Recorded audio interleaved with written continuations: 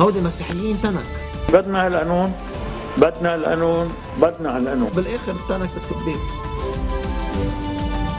الكويت عم تتعرض لحرب كثير كبيره باساسها الحرب بالشام بالضاحيه الجنوبيه، عون وجماعته.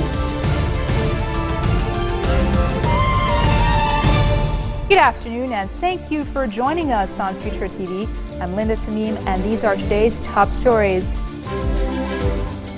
Night-long clashes break out between gunmen in the Palestinian refugee camp of Ain al-Hilwi, killing one person and injuring 3 others. The Syrian military pounds the rebel-held town of Qusayr, killing 13 people. And Syrian President Bashar al-Assad says he will not resign before the elections in 2014. One person was killed and 3 others were injured in night-long clashes between gunmen in the Palestinian refugee camp of Ain al-Hilwi in Sidon. Fierce fighting over a checkpoint in the camp began late last night between Fatah movement and Islamist fighters. Sources said gunmen loyal to Bilal Badr, a former member of the Islamist group Fatah al-Islam, attacked a post manned by Fatah gunmen in the Tiri neighborhood. The sources added the attack came shortly after Fatah fighters allegedly shot at Badr's house. Fatah retained control of the post during fighting that spread into several neighborhoods and took place throughout the night. The gun battles subsided this morning after hundreds of Palestinians marched at the scene of fighting, urging the gunmen to withdraw from streets. Several rockets fired from Syria have landed in and around Lebanon's northeastern town of Hermel as Syrian troops backed by Hezbollah fighters launched an assault on the rebel-held town of Qusayr. The national news agency said around 8 Grad rockets hit different areas of Hermel, causing limited material damage. Opposition activists said Hezbollah members have launched the assault on the town, along with President Bashar al-Assad's troops in the area. Syrian opposition members have condemned attempts to invade the town, which they said could render U.S.-Russian attempts to organize a peace conference meaningless. The Syrian National Council, a key opponent of the opposition, has denounced the barbaric and destructive bombing of Qusayr. It accused the regime of working with Hezbollah to commit genocide and war crimes. Maronite Patriarch Cardinal Rai has lashed out at politicians over their failure to form a government and draft an electoral law. Speaking at a reception in Colombia, Rai said leaders who fail to handle these tasks should not remain in their posts. The national news agency quoted him saying it was unacceptable for politicians not to agree on a law after proposing electoral draft laws for 6 years. Rai also warned of economic, social, demographic, security and humanitarian problems should a government not be formed. After months of talks, rival groups have not yet agreed on a new electoral law and are at a deadlock over this year's scheduled parliamentary polls. MPs will meet again in a committee on Monday to discuss the electoral issue. Media reports say that attendees will decide on whether to extend the parliament's term.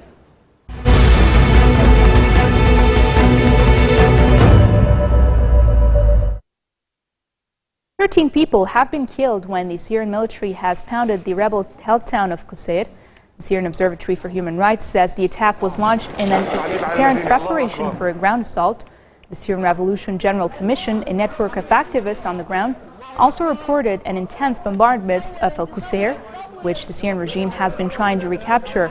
The Qusayr district of Homs has been the focus of fierce fightings between government forces and the rebels in recent weeks. Regular troops have been bolstered by militiamen and by fighters of Lebanese militant group Hezbollah, a staunch Damascus ally.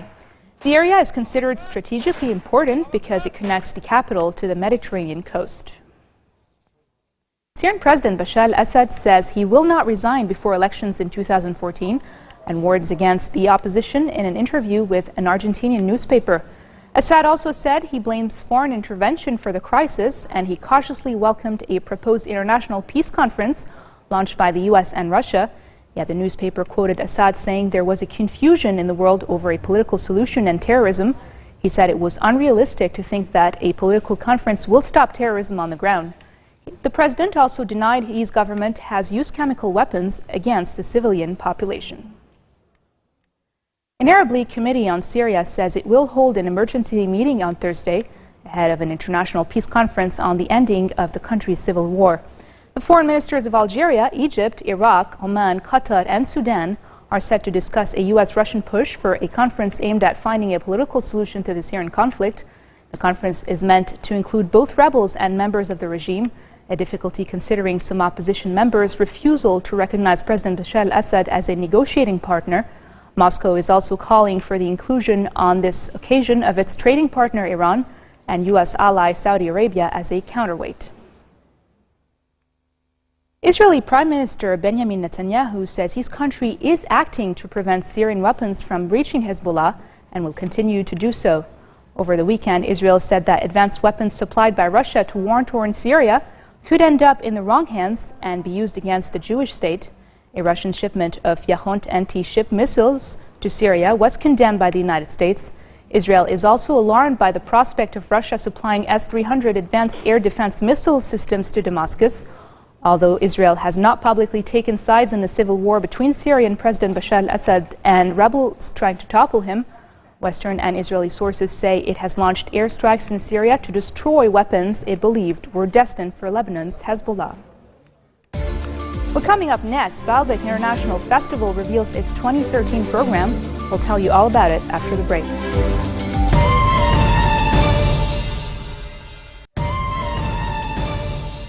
Welcome back. Salafists have clashed with police in a Tunis suburb. Tunisian Salafist movement Ansar al-Sharia has told its supporters to stay away from Kairouan, where the hardline Islamist group had threatened to hold an annual congress in defiance of a government ban. Ansar al-Sharia said the order related in particular to those coming by bus from Etad Kamen and Al-Intikala, two of the group's strongholds near Tunis. The Salafist movement gave no instructions to its supporters, who have already arrived in Kairouan, despite a heavy security presence in the historical central city. Security forces have set up checkpoints at entrances to Kairouan to prevent the banned meeting, which the Interior Ministry said threatened public order. Special units were deployed in the square facing the mosque where the Congress was to be held.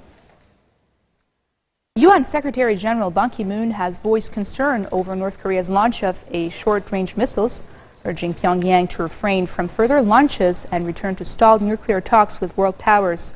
Ban, who spoke to Russian state news agency RIA Novosti during a visit to Moscow, called North Korea's launch of 3 short-range missiles from its east coast a provocative action.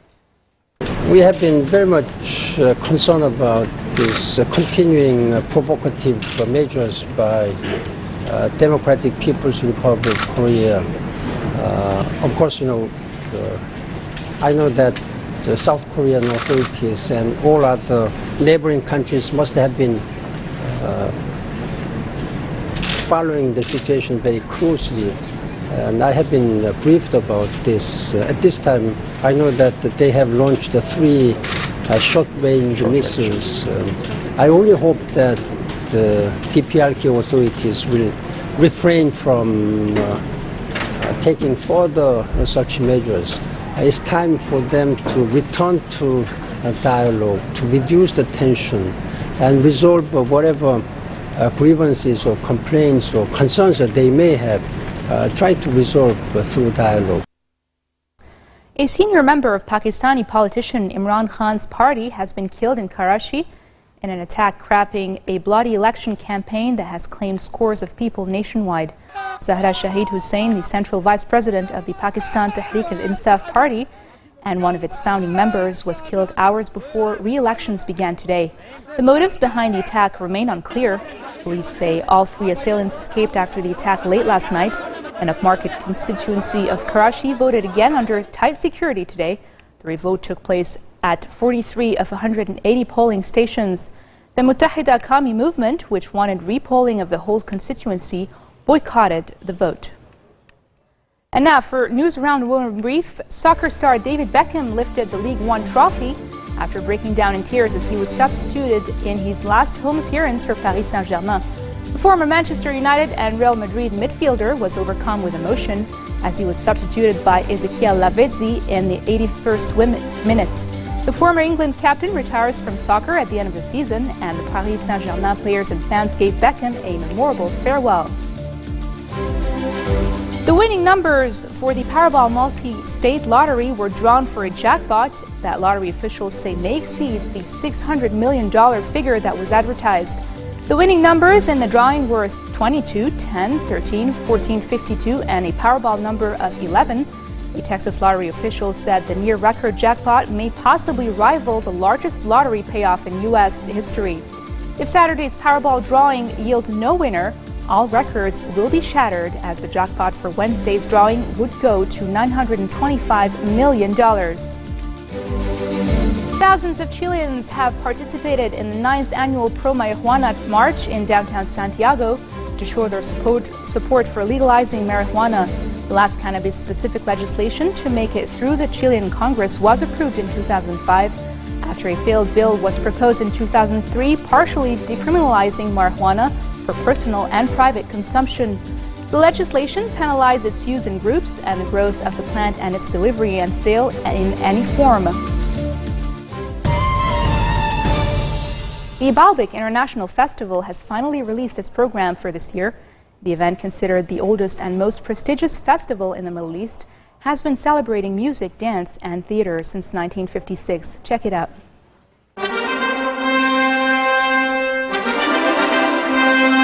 The Baalbek International Festival promises 2 months of magical shows this year.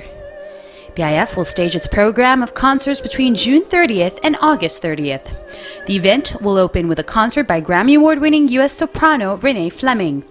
The artist, whose curtain raiser will take place at the Bacchus Temple, has participated in many acclaimed events, including the televised 2009 concert We Are One, the Obama inaugural celebration at the Lincoln Memorial. Between August 9th and 10th, BIF acquires a distinctively Lebanese flavor with Joe Mukarza's musical extravaganza, Asi al-Hilm, an interpretation of some of Asi Hillani's best-loved tunes, such as Hayt Albi, Sa'aluni, and Mali Sabr, along with a new composition written specifically for the festival. The show will see the renowned Lebanese vocalist accompanied by a chorus, orchestra, and dancers. The storm of musical performances continues on August 17th with a concert by UK singer-songwriter Marianne Faithfull. Over the course of her decade-long career, Faithfull has collaborated with such acclaimed artists as David Bowie, Nick Cave, and Serge Gainsbourg. Presumably, this concert will sample some of the dozens of tunes she's composed since the 1960s. For the jazz aficionados, the Bacchus Temple will resonate with the melodic rhythms of pianist, vocalist, and songwriter Ilyan Ilyas on August 23rd, who promises to interpret classic jazz standards with a Brazilian twist. Renowned art virtuoso and composer Marcel Khalife will perform a pair of shows on August 24th and 25th. Among the top musical figures in the country, Khalife is famed for having freed the oud from the instrument's strict technique and introducing its wide repertoire to an even wider audience. The Baalbek International Festival closes with Puzzle, a contemporary dance show choreographed by Sidi Larbi Shirkawi. The piece debuted at the Avignon Festival in 2012 and wrestles with themes of identity and religion via the symbol of the stone, a metaphor for modern culture. This year's BIF will be an opportunity for the Lebanese to escape the daily mayhem of this tense time. Despite the political situation in the Bekaa Valley, festival spokesmen insisted upon the importance of maintaining the artistic and musical events that form the cultural heritage of the country. The Baalbek International Festival organizers say they want to demonstrate that the present turmoil should not prevent audiences from appreciating the best that international culture has to offer. For more information about the festival, please visit www.baalbek.org.lk. Make sure you don't miss the festival this year. Denmark's Emily de Forest has won Eurovision before an international TV audience of around 125 million, clinching the crown of Europop with a folksy ballad backed by a wall of fire, flutes, and drums. The barefoot 20-year-old blonde stole the show as predicted by bookmakers with only teardrops in a final that saw 26 countries battle it out in the southern Swedish city of Malmö for the top prize in glitzy European pop music. Speaking after the event, De Forest said she was particularly proud to win in Sweden, as her late father was Swedish and a Eurovision fan. Azerbaijan took second place in the competition with Hold Me, followed by third place for Ukraine with Gravity. Singers from Russia to Romania competed as Eurovision returned to the homeland of ABBA, the Swedish band it propelled to global superstardom. This marks the end of our bulletin for today, and now for a reminder of our headlines. Night-long clashes break out between gunmen in the Palestinian refugee camp of Ain al-Helwe, killing 1 person and injuring 3 others. The Syrian military pounds the rebel-held central town of Qusayr, killing 13 people. And finally, Syrian President Bashar al-Assad says he will not resign before the elections in 2014. Those were your weekend headlines from Future TV, live from Beirut. Catch you in the Nafal tomorrow, same time, for more of the world's top stories. Have a great evening. هودي مسيحيين تنك. بدنا القانون، بدنا القانون، بدنا القانون. بالاخر تنك بتكبين. الكويت عم تتعرض لحرب كتير كبيرة، بأساسها حرب بالشام بالضاحية الجنوبية. عون وجماعته